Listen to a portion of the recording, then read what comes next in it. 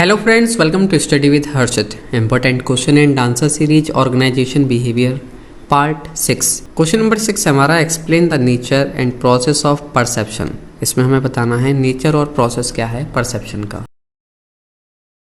Perception is the process through which individual interpret and make sense of sensory information received from their environment। Perception जो है process है जिसके जरिए individual जो है इंटरप्रेट करता है जो सेंसरी ऑर्गन्स के द्वारा इंफॉर्मेशन मिल रही होती है आसपास के एनवायरनमेंट से, इसी चीज़ को परसेप्शन कहते हैं। इसमें इन्वॉल्व होता है सेलेक्टिंग, ऑर्गेनाइजिंग, इंटरप्रेटिंग। सेलेक्ट करना, ऑर्गेनाइज करना और इंटरप्रेट करना जो कि सेंसरी इनपुट क्रिएट कर रहे हैं एक meaningful understanding of the world around अस।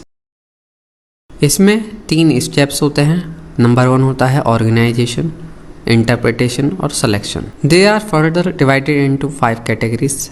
कुछ एक्सपर्ट ने इन्हें और फर्दर कैटेगराइज करा है जिसमें ऑर्गेनाइजेशन, इंटरप्रिटेशन, मेमोरी, रिकॉल और स्टिमुलेशन है। 3 मेन स्टेजेस हैं परसेप्शन की। नंबर 1 सिलेक्शन, ऑर्गेनाइजेशन और इंटरप्रिटेशन। अब इन तीनों के बारे में हम समझते हैं डिटेल में। Selection of information takes place at the initial stage of the perception process। Selection जो है initial stage में ही कर लिया जाता है।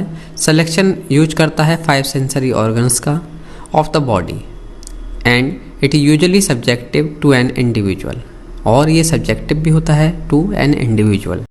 Organization, जब आप जो है सिलेक्शन कर लेते हैं उसके बाद में जो है आपका माइंड प्रोसेस करता है, उसमें से मीनिंगफुल आइडेंटिफाई करता है पैटर्न, मीनिंगफुल डेटा को फाइंड आउट करता है।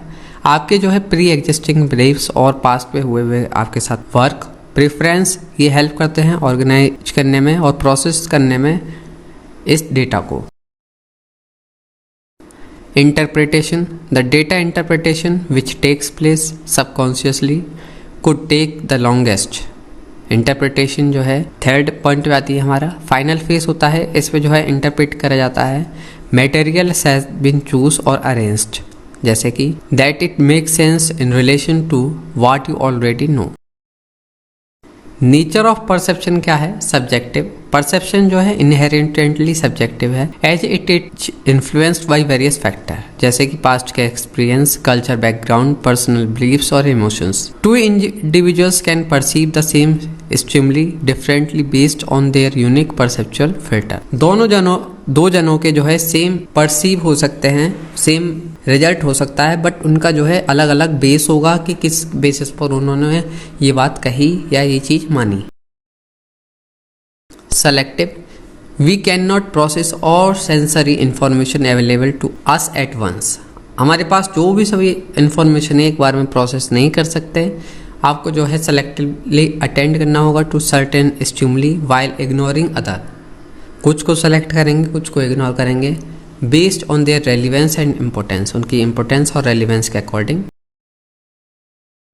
Interpretative, perception involve interpretation where we assign meaning to sensory input based on our existing knowledge, perception और मेंटल फ्रेमवर्क। ये जो इंटरप्रिटेशन है can sometime lead to error और बाइसेस।